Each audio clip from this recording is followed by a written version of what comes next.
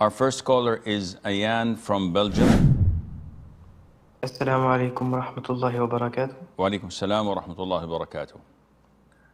So, Sheikh, my younger sister is not very mature yet. She is about 12, but hijab and salah are far on her. I always try to pray with her, but she wastes my time and she delays the prayer.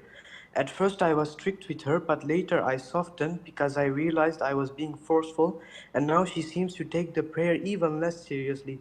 She almost never gets up for Fajr even when I try to wake her, and she frequently delays her prayers, sometimes even out of their time. She also refuses to wear hijab, despite my reminders. My family tells me not to focus on her too much and to concentrate more on myself. What should I do in this case? Or more importantly, what would the Prophet ﷺ done? First of all, you have to always weigh the pros and cons of your actions. What are the consequences? What are my options on the table? Option number one, keep on forcing her. And this may have many results. Option number two, totally ignore her.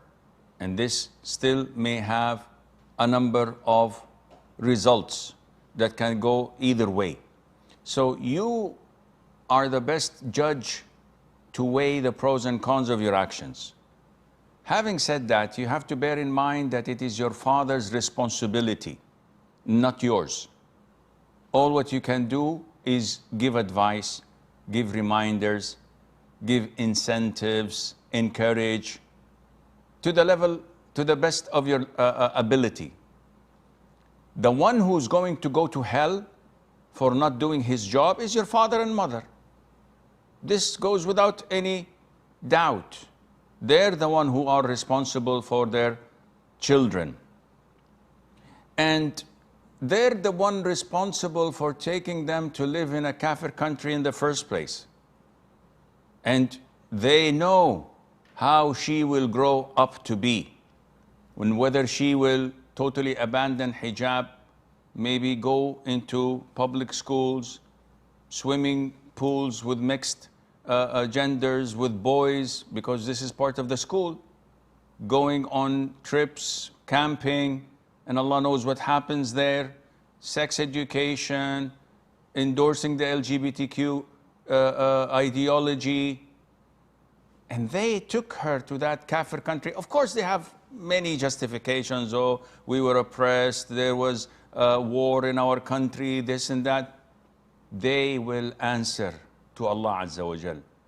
And they're focusing at the moment only on making money, living the dream.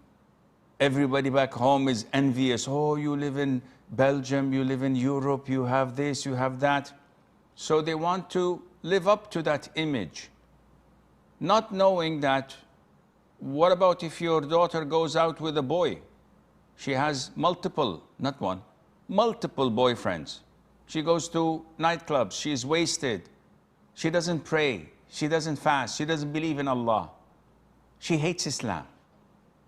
Who led her to this?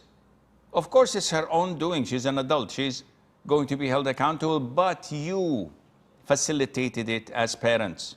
So I understand where you're coming from, my friend, but your hands are tied. You live in a kafir country and this is the system, and your parents know that. So your options are very limited. You still have to be kind, caring, loving, knowing that she's still a kid, knowing that shaitan is waiting to push you a little bit so that she would be repelled by your approach, hence hate Islam, hate Quran, hate Salat. And this is exactly what shaitan wants. So you are walking a very thin line. You have to be very careful, very diplomatic, very compassionate and considerate of how she feels and how shaitan messes up with her head, along with her friends at school, along with some of your family members, filling up her head with these weird ideas about you and about Islam. So may Allah Azza wa Jal be with you and guide you and strengthen your iman and make you steadfast on Islam and all those living in such conditions.